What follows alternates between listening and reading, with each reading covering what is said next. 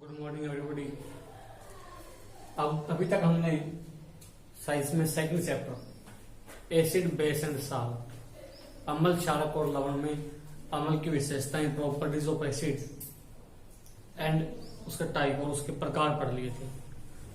अब हम reaction of acid पढ़ते हैं। अम्ल की अभिक्रिया पढ़ते हैं। जब अम्ल किसी दूसरे पदार्थ के साथ मिलता है, किसी धातु के साथ, किसी तत्व के साथ, तो क्या घटित होता है ये देखते हैं। तो सबसे पहला पढ़ेंगे reaction with metal. Reaction with metal, धातु के साथ अभिक्रिया। धातु के साथ अभिक्रिया यानी जब कोई एसिड, कोई अम्ल किसी धातु के साथ मिलता है, रिएक्शन करता है, तो क्या होता है देखिए। फॉर एग्जाम्पल ये हमारे पास सल्फ्यूरिक अम्ल, सल्फ्यूरिक एसिड है H2SO4, मेटल मैग्नीशियम डाला गया इसमें, तो क्या होगा, जो आयन है वो मेटल के साथ आ जाएगा यानी मैग्नीशियम सल्फेट बन जाएगा और हाइड्रोजन गैस निकल जाएगी। इसको रिप्रेजेंट कैसे करोगे आप जनरल टर्म में? ये क्या है, एसिड अम्ल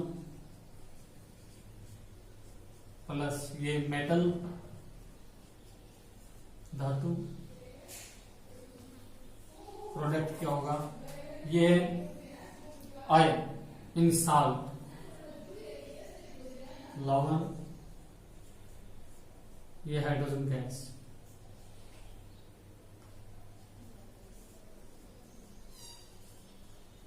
हाइड्रोजन गैस। अब आपने लिखना कैसे है, ये लिखना कि what happened when any acid reacts with metal. क्या होता है जब कोई अम्ल किसी धातु के साथ अभिक्रिया करता है। उसके आंसर में लिखना कि जब अम्ल किसी धातु के साथ अभिक्रिया करता है तो लवण और हाइड्रोजन गैस उत्पन्न होती है। when an acid reacts with a metal, then hydrogen gas evaporated with the formation of salt. उसके बाद नीचे लिखोगे, फिर एग्जाम्पल में लिखना है H2SO4 plus MgSO4 plus H2, तो आपका क्वेश्चन कंप्लीट है। यानी जब मेटल के साथ रिएक्ट करेगा कोई एसिड, कोई अम्ल, तो हाइड्रोजन गैस निकलेगी और मेटल साल्ट बन जाएगा। सेकंड बढ़ते हैं reaction with carbonate. Reaction with carbonate,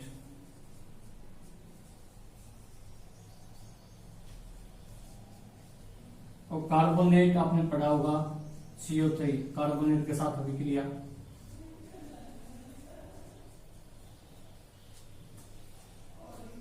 example लेते हैं, sodium carbonate, acid, hydrochloric acid डाल देते हैं, तो होगा क्या, मेटल साल्ट बनेगा।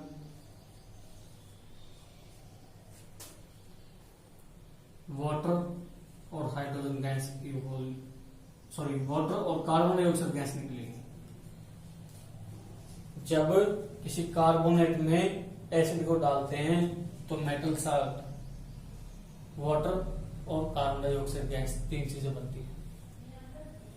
क्वेश्चन लिखना है इसका कि what happened when an acid reacts with a metal carbonate.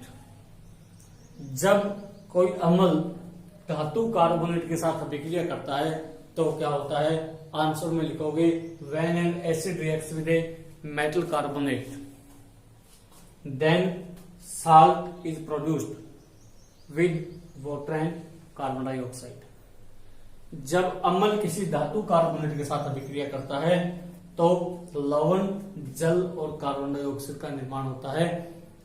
ये एग्जांपल लिखो। क्लियर। तीसरी रिएक्शन पढ़ते हैं, रिएक्शन विद बाइकार्बोनेट। बाइकार्बोनेट में क्या होता है, रिएक्शन विद बाइकार्बोनेट, HCO3 होता है।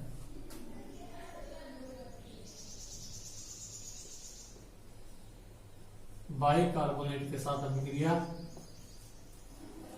For example sodium bicarbonate NaCO3, hydrochloric acid हमारे पास इसमें डाला गया तो वही होगा NaCl H2O एंड CO2, बस यहाँ बैलेंस किया तो 2, उसमें 2 की कोई जरूरत नहीं है। NaCO3 plus HCl, NaCl plus H2O plus CO2। देखो क्या दिख रहा है आपको कि जब मेटल बाइकार्बोनेट, सोडियम बाइकार्बोनेट में एसिड डाला गया तो साल्ट, वाटर और कार्बन डाइऑक्साइड बन जाती है। What happened when an acid reacts with metal bicarbonate? जब कोई अम्ल किसी धातु बाइकार्बोनेट के साथ अभिक्रिया करता है तो क्या होता है, आंसर लिखना, when an acid reacts with a metal bicarbonate then salt, water and carbon dioxide is produced। जब अम्ल किसी धातु बाइकार्बोनेट के साथ अभिक्रिया करता है या धातु हाइड्रोजन कार्बोनेट के साथ अभिक्रिया करता है तो लवण, जल और कार्बन डाइऑक्साइड का निर्माण होता है। ये तीनों मुख्य अभिक्रियाएं हैं किसी एसिड की विशेषता दर्शाने के लिए। तो एसिड का टॉपिक लगभग हमारा कंप्लीट है। अब हम शुरू करते हैं base. What do you mean by base? क्षारक किसे कहा जाता है? एसिड के बारे में पढ़ा होगा जिसका टेस्ट श्योर होता है, जिसका स्वाद खट्टा होता है, जो नीली लिटमस को लाल कर देता है। इसकी बिल्कुल ऑपोजिट प्रॉपर्टीज हम पढ़ेंगे बेस में, क्षारक।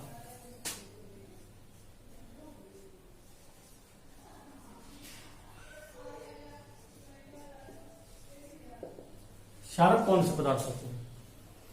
देखिए, जब हम एसिड को वाटर में डालते हैं या लिक्विड में डालते हैं तो उसमें से हाइड्रोजन आयन निकलते हैं, वो होता है एसिड। अगर उसी हाइड्रोजन की जगह हाइड्रोक्साइड आयन निकल जाए तो वो होता है base. The substance those produced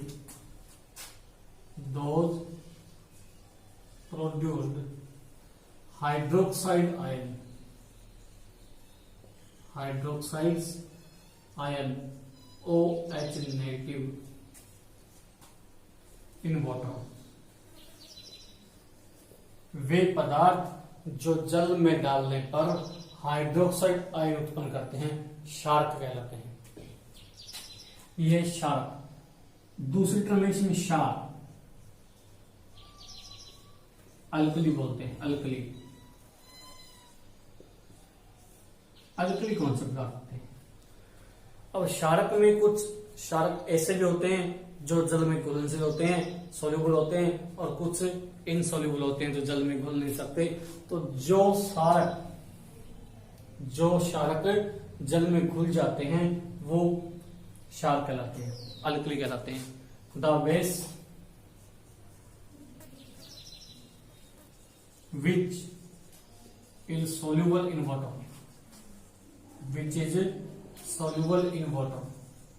वे क्षारक जो जल में घुलनशील होते हैं आर कॉल्ड अल्कली, क्षार कहलाते हैं, are called alkali.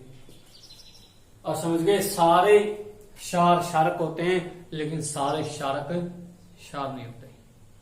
All alkalis are base but all bases are not alkalis. अब हम पढ़ते हैं बेसिस की प्रॉपर्टीज ऑफ बेसिस, क्षारक की विशेषताएं। क्षारक की विशेषताओं में क्या होता है? जैसे अम्ल की विशेषता में उसका स्वाद खट्टा था, इसका ऑपोजिट कर लेंगे। These are bitter in taste। ये स्वाद में तीखे होते हैं, कड़वे तीखे, जैसे साबुन का टेस्ट होता है। Second,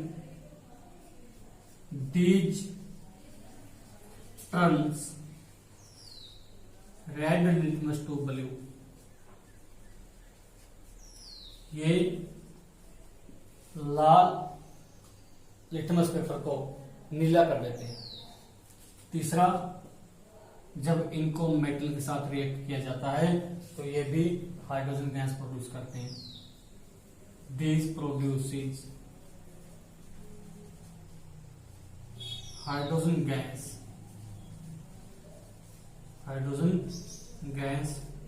when reacted with acid। जब अम्ल के साथ अभिक्रिया करते हैं तो क्षारक हाइड्रोजन गैस उत्पन्न करते हैं। ये इसकी विशेषताएं हैं। अब आगे इसके प्रकार पढ़ेंगे और इसकी भी रिएक्शंस पढ़ेंगे, जैसे हमने एसिडिक रिएक्शंस पढ़ी थी, वो हम कल के लेक्चर में पढ़ेंगे। धन्यवाद।